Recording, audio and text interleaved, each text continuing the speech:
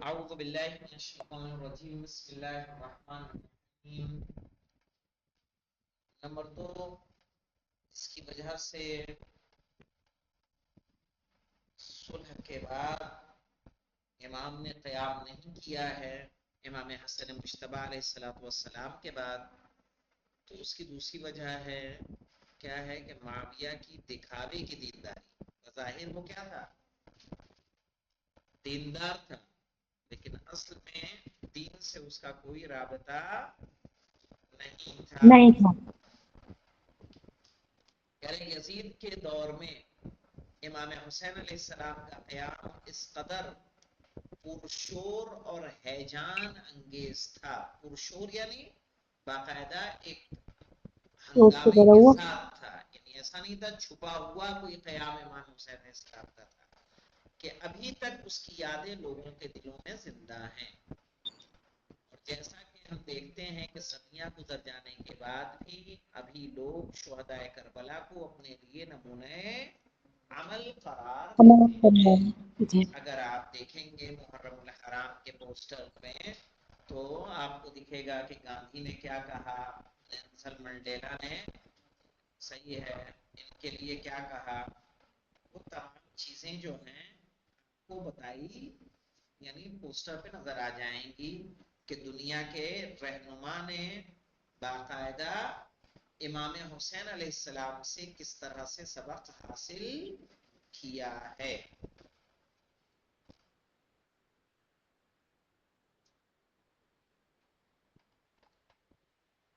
دیکھیں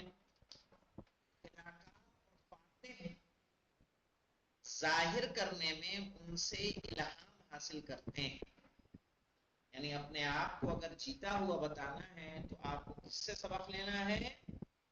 امام حسین علیہ السلام سے۔ لیکن اگر امام حسین علیہ السلام معاویہ کے زمانے میں قیام کرتے تو اس کا اس بات کا قوی امکان تھا کہ آپ کا قیام اتنا زیادہ شور اور انقلاب آور نہ ہوتا، اس لیے کہ بظاہر تو وہ دیندار تھا نا۔ اس مطلب کا بھید سمجھنا ہے۔ بھید جانتے ہیں مولانا؟ ہندی لفظ ہے یہ بھید۔ یہ کہاوت نہیں سنی آپ نے، گھر کا بھیدی لنکا ڈھائے، سنا ہے کہ نہیں سنا ہے؟ جی آگا۔ بھید کہتے ہیں راز جاننے والا، صحیح ہے؟ تو اس مطلب جی کا بھید سمجھنا ہے تو ہمیں معاویہ کے نفوذ، شیطنت اور اس کی بازی گری نیز مشکلات حل کرنے میں اس کی خاص روش کا مطالعہ کرنا ہوگا کہ مشکلوں سے نپٹنے کے لیے معاویہ کیا کیا کام انجام دیتا تھا۔ اگرچہ معاویہ نے عملاً اسلام میں تحریف کر کے اس کی سادی اور بے آرائش خلافت کی جگہ اشرافی اموی حکومت بنا ڈالا تھا، صحیح نا؟ اشرافی سے مراد کیا مولانا؟ یعنی جو لوگ برگزیدہ تھے اور بہتر سمجھے جاتے تھے سماج کے اعتبار سے، ان کے حوالے کر دی تھی، اور اسلامی جامعے کو ایک غیر اسلامی جامعے میں تبدیل کر دیا تھا۔ جیسے رسول اسلام جب بیٹھتے تھے تو بیٹھنے کا رسول اسلام کا آپ نے پڑھا ہوگا کہ رسول اسلام اس طرح سے بیٹھتے تھے کہ دائرے کی شکل میں بیٹھتے تھے تاکہ دیکھنے والے کو آپ کے اندر کوئی تمیز نظر نہ آئے، الگ سے آپ کی کوئی مسند نہیں ہوتی تھی، بلکہ آنے والا پوچھتا تھا کہ تم میں سے رسول کون ہے، صحیح ہے؟ اور وہاں کیا تھا؟ باقاعدہ ایک حکومت بن گئی، اسلامی جامعے کو ایک غیر اسلامی جامعے میں تبدیل کر دیا تھا۔ لیکن وہ اس بات کو اچھی طرح سمجھتا تھا کہ چونکہ وہ دین اور اسلامی خلافت کے نام پر حکومت کر رہا ہے، اور اس کی حکومت کس نام پہ ہے؟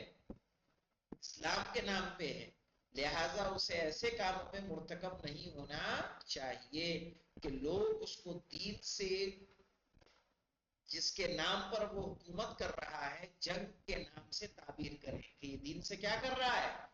جنگ کر رہا ہے۔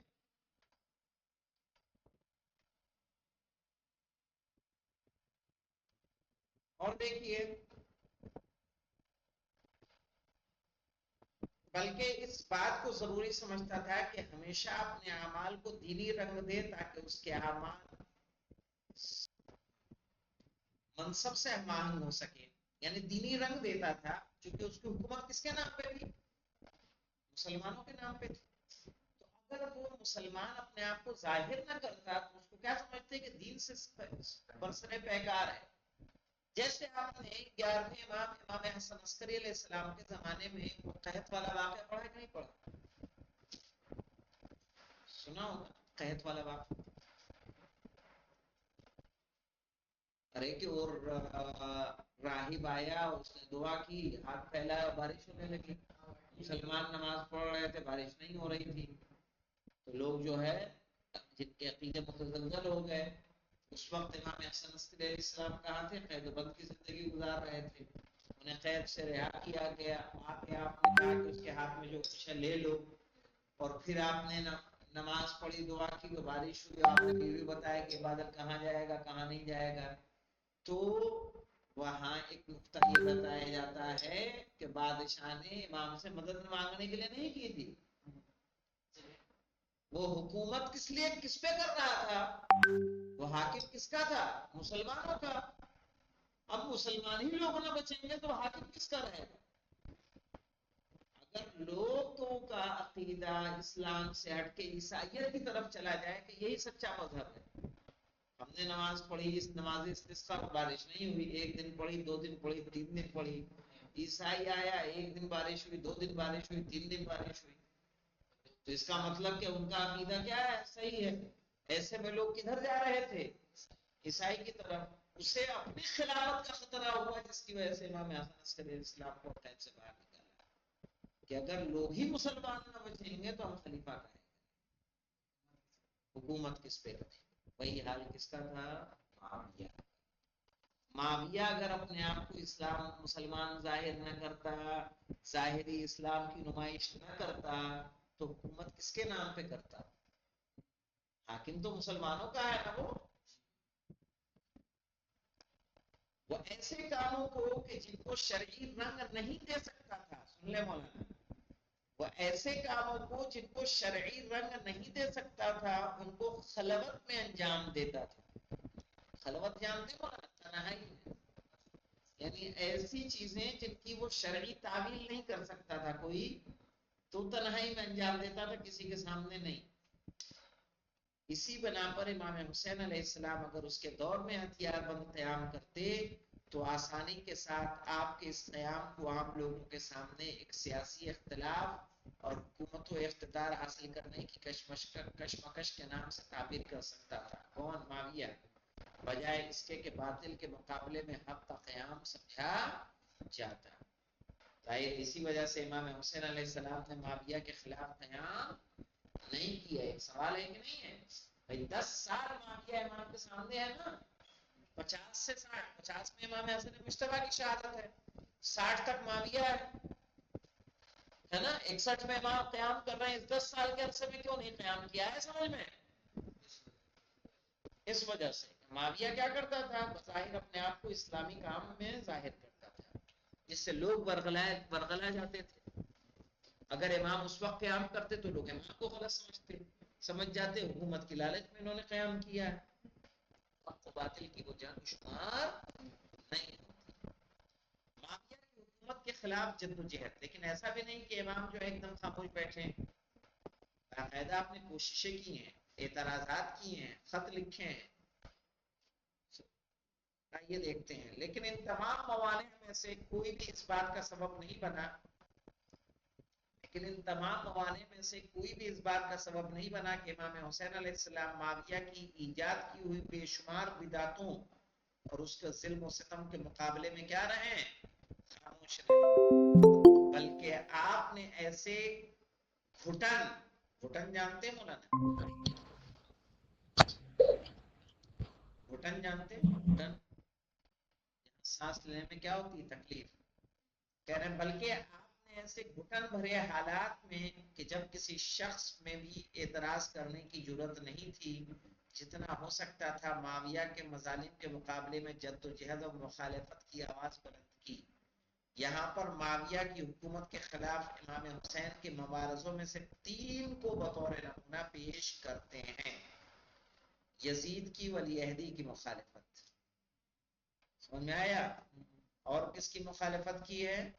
حج کے اجتماع عظیم میں باطل کو بے نقاب کر دینے والی تقریر کی تھی، لوگوں سے بیعت لینی چاہیے تھی، اور سرکاری اموال کی ضبطی، یعنی ایک موقع پہ امام حسین علیہ السلام نے وہ مال جو بیت المال کو جا رہا تھا اور غلط طریقے سے خرچ کیا جاتا سب کو لے کے، صحیح ہے، لے لیا، لے کے بانٹ دیا لوگوں نے۔ کسی میں عام انسانوں میں جرات ہے یہ کام انجام دے لے؟ لیکن کیا کیا ہمارے امام حسین علیہ السلام نے یہ کام انجام دیا۔ دیکھیں سب سے پہلے یزید کی ولی عہدی کی مخالفت دیکھیں۔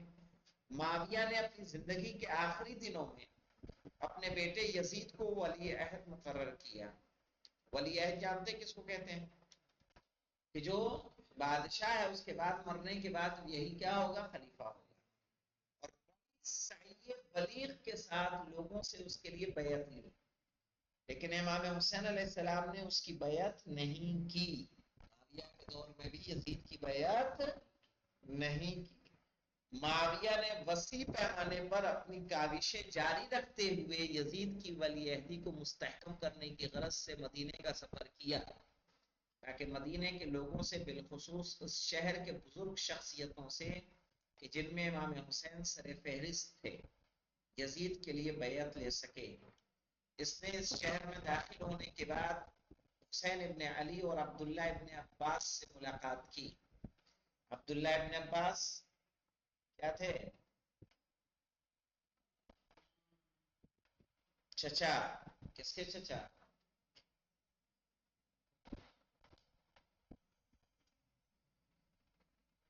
غالباً رسول کے مولا کائنات کے چچا ہوتے ہیں، یاد نہیں آ رہا مجھے، دیکھ لیں گے اس کو۔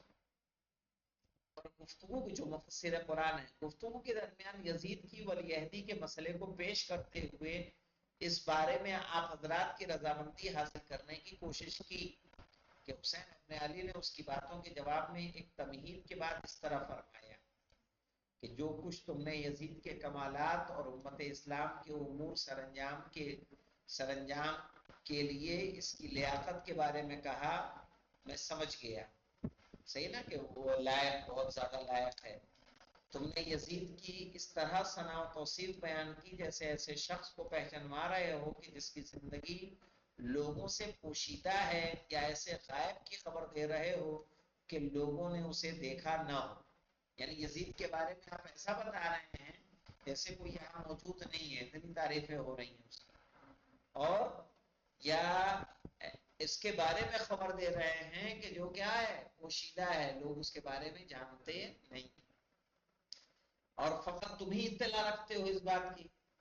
نہیں، ایسا نہیں ہے، یزید نے اپنے آپ کو پہچانوا دیا ہے، اس کے کارنامے سب پر آشکار ہے، اور اپنے باطن کو ظاہر کر دیا ہے، یعنی جو کچھ اندر ہے صحیح اسے ظاہر کر دیا۔ تم بھی اس کو اسی طرح پہچانواؤ جیسا وہ ہے۔ شراب پیتا ہے تو بولو شرابی ہے، صحیح ہے، اچھی بتانے کی ضرورت نہیں ہے۔ یزید ایک کبوتر باز اور بل حوث ہے۔ بل حوث جانتے ہیں؟ حوث کا پجاری، جو اپنے جسمانی حاجتوں کو پورا کرنے کے لیے حرام و حلال کا پابند نہیں ہے۔ یعنی یزید کے رشتے اس کی ماں سے تھے، یزید کے رشتے اس کے پھوپھی سے تھے، صحیح ہے، یزید کے رشتے اس کے باپ کی کنیزوں سے تھے۔ کبوتر باز، کبوتر اڑانے والا، جس کی زندگی عیش و عشرت میں گزر رہی ہے۔ یزید کی تعریف اس طرح سے بیان کرو اور ان بے نتیجہ کوششوں کو الگ کر دو۔ ابھی تک اس امت کے متعلق جتنے گناہ تم نے اپنی گردن پر لیے ہیں وہی تمہارے لیے کیا ہیں؟ کافی ہیں۔ یہ بات کس سے کہہ رہے ہیں؟ معاویہ سے۔ لہذا ایسا کام نہ کرو کہ پروردگار سے ملاقات کے وقت تمہارے گناہوں کا بوجھ اس سے بھی زیادہ بھاری ہو جائے۔ ظاہر ہے معاویہ سے اس طرح کی بات کہنا کسی اور کے بس کی بات نہیں تھی. انشاءاللہ یہاں تک رکتے ہیں. اس کے بعد حج کے اجتماع میں باطل کو بے نقاب کر دینے والی تقریر جو آپ نے کی تھی اس کے بارے میں ہم لوگ انشاءاللہ زندہ سلامت رہے تو کل جانیں گے. والحمدللہ رب العالمین. آغا